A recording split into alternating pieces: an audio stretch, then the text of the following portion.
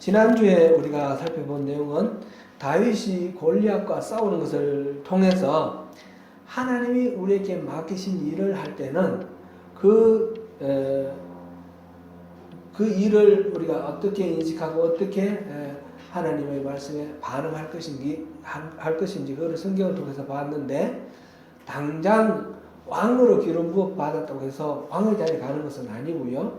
양치는 목동의 자리, 또는 사울 왕의 그 악령에 시달리는 사울 왕의 그 치유를 위해서 또 수금을 연주하는 그런 자리에서도 충실하게 그 일을 감당하는 것이 중요하다 하는 것을 봤고요. 또 다윗과 골리앗의 싸움이, 이 전쟁이 그 배경이 되는 것이 블레셋과 이 이스라엘의 전쟁이 났을 때 다윗은 양치고 있다가 형들이 전장에 나가 있는데 그 도시락 배달하러 간 거죠. 도시락 배달을 가서 그 하나님을 모욕하는 그 골리앗을 아무도 어떻게 하지 못하고 제어하지 못하는 것을 보고 이렇게 떨쳐 일어나서 자기가 비록 어린 아이지만 앞서서 나가서 골리앗을 상대를 했습니다. 다윗이 나갈 때 사울이 갑옷을 주고 투구를 주고 군복을 주고 칼을 이런 걸 줬는데 그게 너무 무거워서 그걸 갖고 가지를 못했어요. 그럼 다 벗어놓고 자기 원래 입던 옷에 또 그 양칠 때 자기가 평소에 쓰던 돌 물매와 이 돌하고 이걸 들고 나가서 이제 골리앗을 쓰러뜨렸습니다. 근데 그러니까 뭐 특별하게 갑작스럽게 변신하는 것이 중요한 것이 아니라 자기가 평소에 익숙한 그것을 또 최선을 다해서 감당하는 것이 중요하다 그랬는데, 그런데 그렇다고 해서 다윗이 이 물맷돌을 무기로 삼고 나갔다 이렇게 말할 수는 없다고 그랬죠. 다윗이 무기로 들고 나간 것은 뭐였습니까? 하나님의 이름이었습니다. 하나님의 이름. 그죠?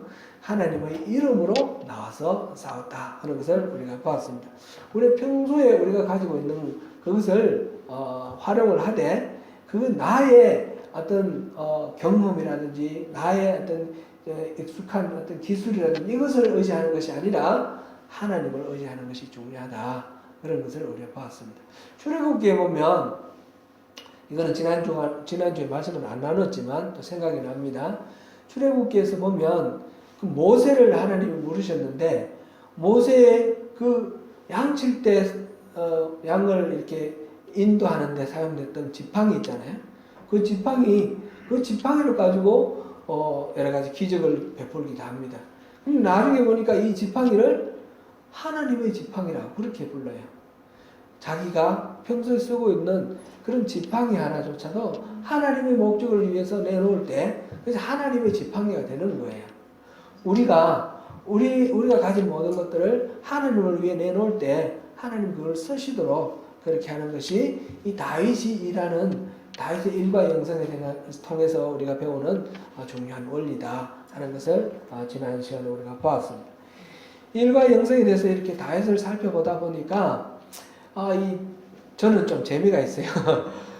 익숙히 많이 읽었던 잘 아는 내용이지만 이걸 통해서 우리가 또 살펴볼 부분이 참 많다라는 그런 생각이 들어서 좀 이 다윗의 이야기를 계속해서 좀 살펴보고 싶다 하는 그런 마음이 들었어요. 그래서 기도하면서 이 다윗의 내용에 대해서 오늘 말씀 준비를 하였습니다. 오늘 우리가 살펴볼 내용은 지난주에 우리가 본 게 17장까지 봤으니까 그 다음 번으로 가서 다윗과 요나단의 이야기를 오늘 함께 살펴봅니다. 다윗과 요나단이라 하면 어떤 것이 떠오릅니까? 어떤 이미지가 떠오릅니까? 80년대에 다윗과 요나단이라는 찬송 그룹이 있었어요. CCM 가수 두 명이 이렇게 있었어요. 거기에서 유명한 노래가 친구의 고백이라는 그런 노래인데, 우리 한번 불러볼까 싶었습니다. 우리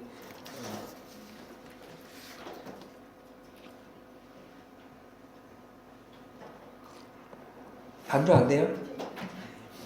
되면 1절만 해보겠습니다. 한번 이렇게 들어보시면 그구나, 그게 말이 익숙하다 이렇게 생각되실 겁니다.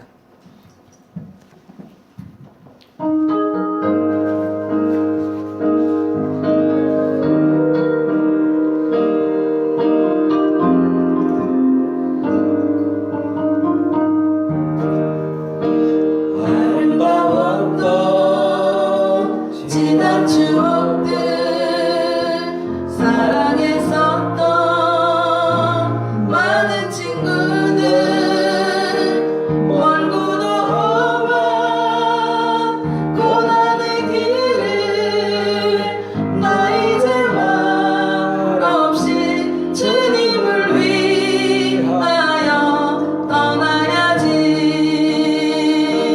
수없이 많은 사람들 위해 당신이 바친 고귀한 인생 영원히 당신과 함께 있고파 사랑의 십자가를 맞이하네. 여기까지만 하겠습니다. 집에 가셔서 이거 한번 들어보십시오.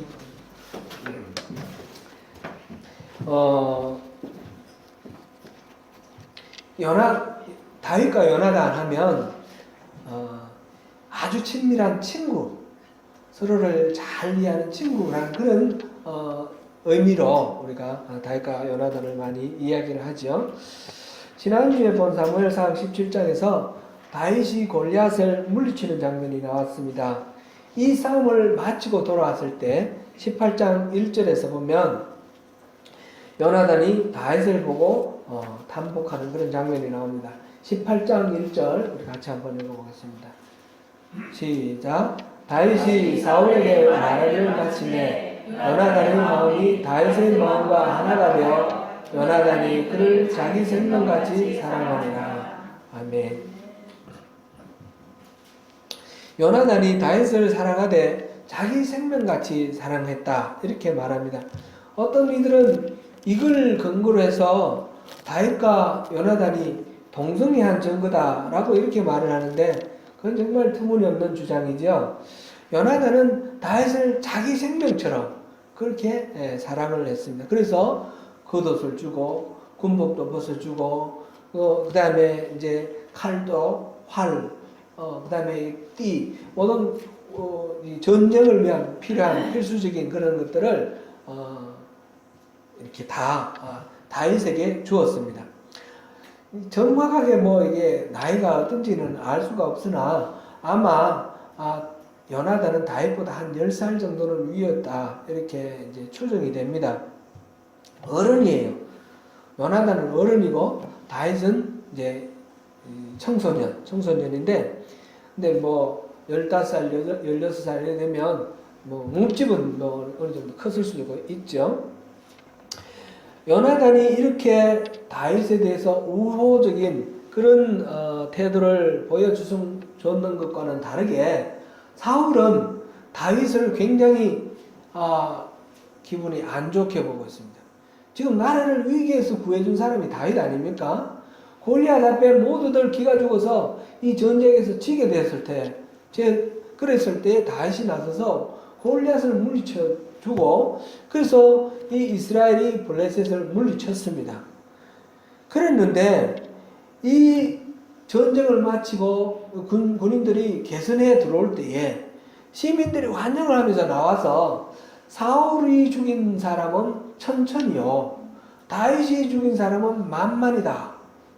그래서 다윗이 너무너무 이제 위대하게 이렇게 부각되니까 사울이 지독한 이 질투심, 시기심, 정오 이런 것들이 솟아나와가지고 이 다윗을 칭찬해주고 북돋워주는 것이 아니라 저는 저러다가 놔뒀다가 큰일 나겠다 이렇게 염려하고 미워합니다. 사울은 다윗에게 직접 창을 던져서 벽에 박아버리겠다고 창을 집어 던진 게 2번, 3번 그렇게 나옵니다. 그리고 다윗이 가까스로 이렇게 피했는데 그 전에 전쟁터에서 이 골리앗을 이기는 사람에게 자기 딸을 주겠다 그랬잖아요. 사위 삼겠다고 그랬는데 그리고 많은 재산을 주고 세금도 면제 주고 이렇게 약속을 했는데 이 딸을 주는 것을 믿기로 해서 다윗을 죽이려고 하는 그런 생각을 합니다. 그래서 블레셋과 싸워서 이겨라. 지금 전쟁하고 돌아왔는데 다시 블레셋을 싸우라고 그렇게 하고 그러면 딸을 주겠다고. 이미 싸워서 승리했는데 이미 주면 되는데 또 다른 조건을 거는 거죠. 조건을 걸어서 위기에 빠뜨리려고 합니다. 다윗은 자기 같은 미천한 자가 어떻게 왕의 사위가 되겠느냐고 그러면서 사양을 하고 이렇게 그렇게 안 하겠습니다. 그랬더니 얼른 그 딸을 다른 사람한테 시집 보내버려요. 그리고 속으로는 이 딸을 주고 싶은 마음이 없었다는 거죠. 그랬는데 둘째 딸 미갈이 다윗을 너무너무 사랑하는 것을 알게 됐어요. 그랬더니 또 뭐 그러면 잘 됐다 해서 또 이 딸을 믿기로 해서 다윗을 사지로 죽음의 자리로 내놓습니다. 그래서 블레셋 사람의 포피 100개를 가져오라 그래. 그 남자의 그 성기 가죽을 포피라고 그랬습니다. 그 사람 죽으면 포피 가지고 한 사람 다 하나밖에 없을 거 아니에요. 이걸 통해서 이제 그 죽인 사람을 카운트하는 거죠. 옛날에 임진왜란 때 보면 이 외놈들이 우리 조선에 침략해서 사람들을 죽이고 얼마만큼 죽였는지 자기들의 전공을 자랑하기 위해서 코를 베고 또는 귀를 베고 이렇게 했어요. 그래서 지금도 일본에 가면 이 총이 있어요. 이 총은 이 조선 사람들이 귀를 전부 묻어 놓은 거예요. 오른쪽 귀는 한 사람도 하나밖에 없잖아요. 그래서 이 귀를 가지고 몇 사람을 죽였는지 그걸 카운트를 한 거예요. 아주 잔인한 거죠. 이제 사울이 다윗에게 그렇게 말을 했는데 다윗은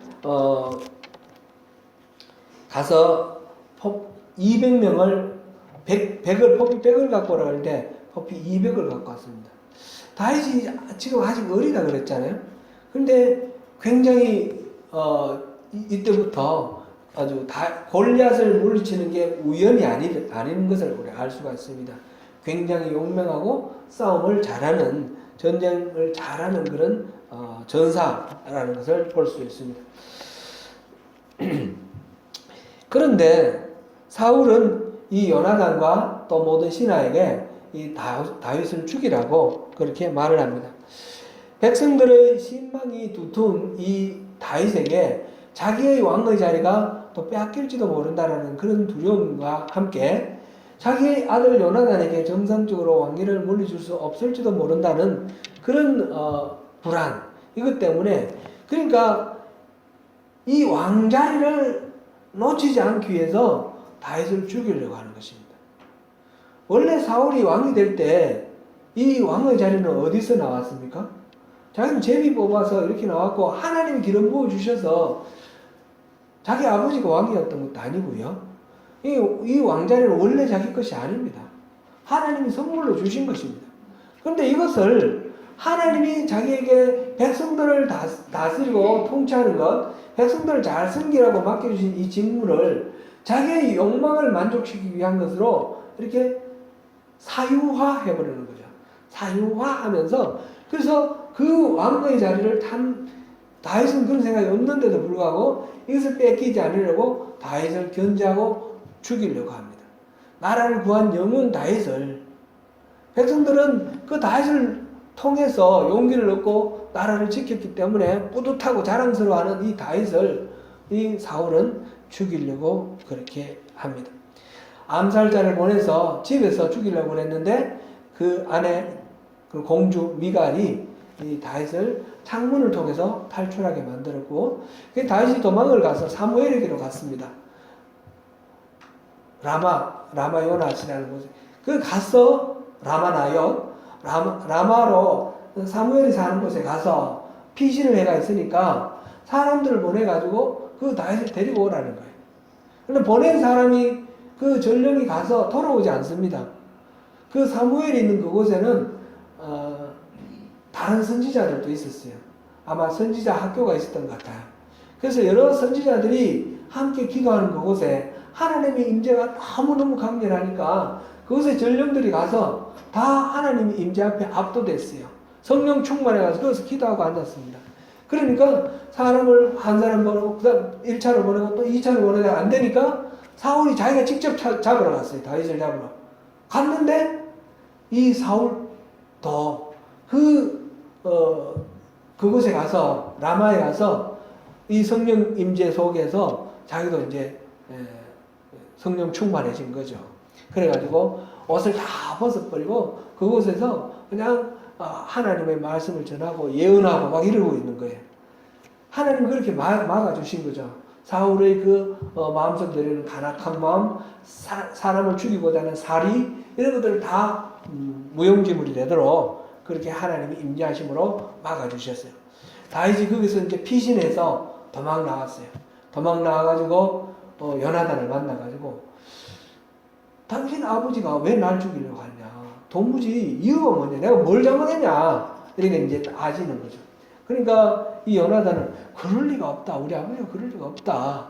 그래서 한번 확인해보라. 그래서 다음날 식사 자리에서 다윗이 그동안에 또 사위니까 왕의 식사 자리에 같이 있었어요. 같이 있었는데 다윗은 이제 죽이려고 하니까 무서워서 안 가는데 그래서 어떻게 사울이 어떤 반응을 보이는지 알아서 사울이 죽이려고 하면 알려주고 그런 마음이 없다면 진짜 요나단 말대로 사울이 다윗을 죽이려는 마음이 없다면 내가 다시 돌아가겠다 해서 암호를 정해가지고 그래서 만난 그 장면이 오늘 이 본문 자리입니다. 그래서 요나단이 활을 쏘고 활이 너보다 앞에 있다 하면 왕이 너 죽이려고 하는 거니까 도망가는 거로 그렇게 하고 화살이 너 뒤에 떨어졌다 그러면 다시 돌아오라 그런 거죠. 그런 암호를 정해놓고 와서 너 활이 너 앞에 떨어졌잖아. 그 종에게 그렇게 말하죠. 저 앞으로 가서 화살 찾아봐 이렇게 말을 합니다. 그 말은 이제 왕이 널 죽이려고 하니까 이제 헤어져야 되겠다 그 말을 하는 거죠. 그래서 만나가지고 마지막 축복을 합니다. 이제 하나님께서 너와 나 사이에 그리고 너의 자손과 나의 자손 사이에 영원히 계셔서 증인이 되어 주실 것이다. 너와 나의 이 우정 영원히 변하지 말자. 그리고 이제 헤어집니다. 그 다음에도 이 사울은 계속해서 다윗을 죽이려고 군대를 3,000명을 증발해서 최상의 정예군으로 다윗을 추격하고 이 이야기들이 그 다음에 계속해서 나옵니다. 그럴 때 요나단을 데리고 갔을까요? 안 데리고 갔을까요? 아마 10중 8구는 요나단을 데리고 갔을 겁니다. 요나단은 다른 전쟁에서도 보면 이 사울을 항상 이렇게 돕고 또 선봉장에 서고 이런 역할을 하는 것을 보면 요나단이 같이 그 추격대 속에 있었을 것입니다. 그런 과정 속에서 이 요나단과 다윗은 그 우정을 잃어버리지 아니하고 계속해서 이렇게 유지를 했고 나중에 보면 이제 다윗이 왕이 되고 난 뒤에 요나단의 아들 머비보셋을 끝까지 지켜주는 그런 장면이 계속해서 나오죠. 그래서 요나단에 대한 다윗의 신의를 계속 지켜줍니다. 요나단은 자기가 왕자이고 이 다윗은 아직 목동일 때 그 신분의 차이를 뛰어넘어서 이 사람 속에 있는 하나님의 그 기름 부으심을 아는 겁니다. 기름 부었다는 사실을 아는 것이 아니라 이 사람 속에 하나님이 일하고 계시는 것을 보고 이 사람을 다윗을 존중을 하고 자기 생명보다 더 이 사람을 사랑하게 됩니다. 그리고 자기가 가지고 있는 모든 군복이라든지 칼이라고 하든지 다 주는 걸 통해서 이 사람을 위해서 최선을 다해서 헌신하는 서포터가 됩니다. 이 사람이 나중에 자기 아버지가 말했듯이 자기가 왕이 될 때 이 사람이 너무 부각되면 자기 왕의 자리를 빼앗길 수도 있어요. 그런 것까지 생각하는 거예요. 하지만 이 사람이 왕이 되면 좋다라는 그런 마음, 성경에 그렇게 표현은 되어 있지 않지만 여러 가지 정황으로 볼 때 요나단은 다윗은 그런 인물이다라는 걸 인정을 하는 것으로 이렇게 볼 수 있습니다. 다윗은 비록 그 아버지 사울로부터 끊임없이 목숨을 빼앗긴 그런 위협을 당하면서 쫓기는 그런 상태에 있었지만 요나단을 절대로 원수로 여기지 아니하고 그 요나단의 진심 어린 친절과 배려, 그 사랑에 감동해서 그 우정을 이렇게 품고 있습니다. 이 두 사람의 우정은 다시는 만나서 교제하는 기회는 없었습니다. 그렇지만 우리가 다윗과 요나단 하면 서로를 신뢰하고 아주 아름다운 그런 사랑의 관계, 우정을 생각할 때에 이 두 사람의 이름을 생각하는 것처럼 그렇게 만나지는 못하지만 친밀한 그런 관계를 유지하고 있습니다. 아마 다윗이 사울을 죽일 수 있는 기회가 여러 번 있었음에도 불구하고 그 죽이지 않는 것은 하나님이 기름 부으신 자를 내가 손대지 않겠다 그렇게 표현을 했는데 그것이 1차적이겠지만 또 자기 사랑하는 친구 동서죠. 천안매부간입니다. 천안매부간의 동서가 아니라 그런 또 가까운 그런 관계 그것도 늘 생각을 했던 것으로 이렇게 추정이 됩니다. 진정한 친구는 어떤 사람일까요? 이 다윗과 요나단을 생각하면서 우리 삶 속에 이런 친구를 한번 생각해 보면 좋겠습니다. 사자성어를 제가 우리 그 전통적으로 우리 삶 속에서 많이 쓰던 그런 사자성어를 이렇게 몇 가지 생각이 나서 소개를 합니다. 금난지교라는 말 있죠? 금난지교는 그 굵기가 쇠붙이처럼 단단하고 그 향기가 난초의 향기처럼 거하고 아름답다. 그런 뜻으로 금난지교. 친구 사이의 우정이 그렇게 절대로 깨어지지 아니하고 서로를 위해서 헌신하며 아름답게 서로를 섬기는 그런 것을 금난지교 이렇게 말을 합니다. 그다음 지음이라는 말이 있죠. 지음. 소리를 안다. 알지자 소리 엄자인데 이거는 백아라는 사람하고 종작이라는 사람 두 사람의 우정을 이야기한 것입니다. 백아는 금문고 연주자인데 음악가인데 이 백아가 연주를 하면 이 종작이가 잘 알아듣는 거예요. 백아가 막 마음속에 막 산을 오르는 것 같은 그런 마음을 가지고 이 금문고를 연주를 하면 종작이가 와, 이 음악 속에 태산이 꿈틀거리는 그런 그런 기백이 있다 이렇게 말을 하고 또 강을 생각하면서 이렇게 연주를 하면 와 도도히 흐르는 그 황하의 흐름이 느껴진다 이렇게 말을 하는 거예요. 이 연주하는 음악을 듣고 그 사람의 마음을 다 이해를 하는 거예요. 그러니까 백아가 이 세상 나를 낳아주신 분은 우리 부모지만 나를 진짜 알아주는 사람은 바로 이 종작이다. 그래서 백아와 종작이의 이 우정, 이거는 말하자면 서로를 깊이 이해하고 알아주는 사람을 말할 때 지음이다. 그렇게 말을 합니다. 지음은 단순히 음악만 말하는 것이 아니고 서로를 잘 이해하고 알아주는 경우 그럴 때 지음이다. 이렇게 말합니다. 나중에 종작이가 병이 들어 죽었는데 그러고 난 뒤에 이 백아가 다시는 나의 음악을 알아듣는 사람이 없다 해서 그 금문고의 현을 잘라버렸대요.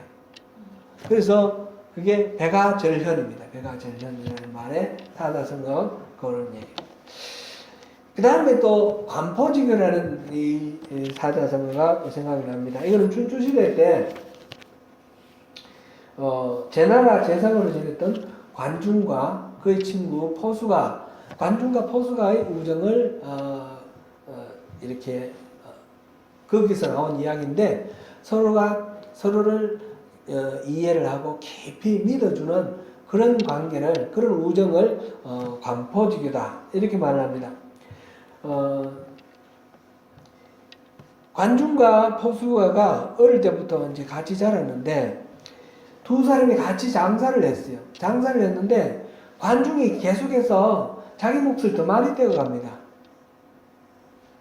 그러니까 어떤 딴 사람이 포수가게 얘기를 했습니다. 왜 관중이 저렇게 더 많이 자기 몫을 더 많이 떼어가냐? 그 부당한 거 아니냐? 같이 고생을 해서 이익을 남겼으면 동등하게 나눠야 되지 않냐? 그랬더니 이 포수가가 하는 말이 관중은 더 가난하고 나보다 더 가난하고 관중은 식구가 많아. 그러니까 많이 가고 하는 게 좋아. 이렇게 말하는 거예요. 근데 포수가는 일찍 과거에 급제해가지고 옛날에는 과거 없었지만 하여튼 이렇게 관직에 올라갔는데 이 관중은 계속해서 떨어지는 거예요. 계속 떨어지니까 사람들이 포수가는 높게 이렇게 생각을 하고 관중은 좀 얕보는 거죠. 맨날 떨어진다고. 그랬을 때에 이 포수가가 한 말이 관중 실력이 나보다 훨씬 더 나은데 다만 운이 안 맞았을 뿐이다. 이렇게 관중을 변호해 줍니다. 전쟁이 일어났는데 이 포수가는 앞장서서 전쟁에 앞장서서 나가는데 관중은 맨날 뒤쪽에만 있는 거예요. 그러다가 이 적이 강해서 피난할 때, 좀 피할 때 맨 먼저 도망가 버리는 거예요. 3번이나 전장을 이탈해서 도망을 갔습니다. 전장을 이탈해서 도망을 가면 이거는 군율에 따라서 문책을 당해야 되는 그런 상황이 됐어요. 그랬을 때에 이 포수가가 관중에게는 늙은 어머니가 계신다고. 관중이 이 전쟁에서 죽으면 어머니는 누가 돌보냐고. 그러니까 관중은 도망가더라도 이해를 해주라고 그러는 거예요. 나중에 이 관중과 포수가가 그 내란이, 이 제나라에 내란이 일어났는데 내란이 일어날 때 양쪽으로 갈라졌어요. 관중은 첫째 왕자 규어의 군대에 들어갔고 포수가는 둘째 왕자 소백의 군대에 들어갔어요. 그래서 전쟁을 쳤는데 이 소백이 이겼어요. 소백이 이겨가지고 소백이 왕이 되어버렸습니다. 그러면 이 규를 따르던 사람은 어떻게 되나요? 전부 죽임을 당해야 되는 거예요. 이제 포수가는 이긴 승자고 관중은 패자입니다. 그래서 이 소백이 나중에 제나라 황공인데 제나라 최고의 그 왕이에요. 그 황공이 이제 관중을 죽이려고 사람들 이제 처벌을 하는데 그럴 때 포수가가 황공에게 건의를 합니다. 임금님, 만약 임금님이 제 나라를 다스리는 것으로 만족하려면 나를 쓰세요. 그러나 이 천하를 다스리려면 관중을 쓰세요. 그 말을 듣고 이 소백, 이 황공이 관중을 제상으로 삼았습니다. 그래서 관중이 제나라를 불강하게 만들어서 제나라가 춘추 뭐라 그러냐? 춘추 전국시대. 전국시대는 5패고 춘추는 뭐라 그러죠? 7개 나라 중에 하여튼 최고의 강한 나라가 됐죠. 그런 제나라가 그때 춘추시대 때 가장 강한 나라가 돼서 전체를 다스리는데 관중이 그 역할을 했어요. 그러니까 포수가는 계속해서 관중을 감사주고 변호해주고 이렇게 인정해주고 그런 친구죠. 나중에 이제 관중이 죽을 때가 됐습니다. 이제 제나라 황공이 당신 후임은 누구를 쓸까? 당신하고 친한 당신을 적극 추천했던 포수가를 쓸까? 그랬더니 이 관중이 죽으면서 하는 말이 포수가는 그만한 거로서는 안 됩니다. 그리고 포수가는 쓰지 마세요. 그랬어요. 그 말을 듣고 나중에 포수가가 관중은 정말 관중이다. 진짜 대단하다.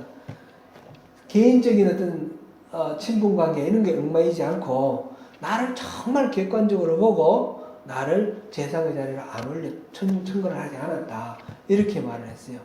어떻게 보면 좀 너무 일방적으로 포수가가 관중을 모이게 해주는 것 같은데 근데 이 이야기가 그 춘추 시대는 그 중국의 BC 700년대 아닙니까? 그 이전 이야기인데 그때부터 계속해서 늘어나서 관포지교 하면 친구 사이에 그렇게 이해해주고 그렇게 서로를 믿어주고 그런 관계를 아름다운 우정을 관포지교라 그럽니다.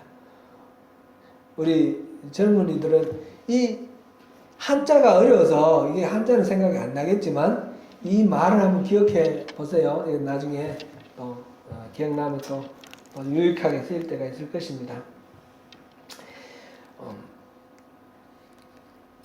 우리나라 현대 사상가로 유명한 함석헌 선생이라고 계셨습니다. 함석헌 선생님 이름 들어보셨습니까? 예, 아주 유명하신 분인데 이분은 기독교인인데 아마 퀘이크 교도가 아니었나 그렇게 생각을 합니다. 그렇게 알려져 있습니다. 무교회주의자입니다. 교회를 이렇게 출석하고 이런 건 아니고 김교신 하고 이렇게 함석헌 이런 분은 무교회주의자인데 이분이 지은 시 중에 친구에 관한 시가 있는데 그 시가 참 많이 감동이 되는 시입니다. 제목은 그런 사람을 그대는 가졌는가.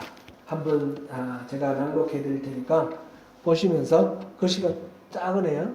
보시면서 한번 들어보십시오. 말리길 나서는 길 처자를 내맡기며 맘 놓고 갈 만한 사람 그 사람을 그대는 가졌는가. 온 세상 다 나를 버려 마음이 외로울 때에도 저 마음이야 하고 믿어지는 그 사람을 그대는 가졌는가. 탔던 배 꺼지는 시간 구명대수로 사양하며 너만은 제발 살아다오 할 그 사람을 그대는 가졌는가. 불의의 사형장에서 다 죽어도 너희 세상 빛을 위해 저만은 살려둬라 일러줄 그 사람을 그대는 가졌는가. 잊지 못할 이 세상을 놓고 떠나려 할 때 저 하나 있으니 하며 빙긋이 웃고 눈을 감을 그 사람을 그대는 가졌는가. 온 세상의 찬성보다는 아니 하고 가만히 머리 흔들 그 한 얼굴 생각에 알뜰한 욕을 물리치게 되는 그 사람을 그대는 가졌는가. 여러분에게는 이런 친구가 있습니까? 유튜브 동영상 한번 잠깐 보시겠습니다. 가을 운동회 장면인데요.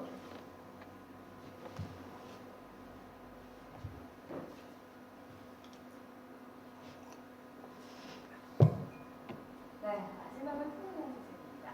초등학교 가을 운동회에서 찍힌 한 점의 사진이 네티즌을 감동시켰습니다.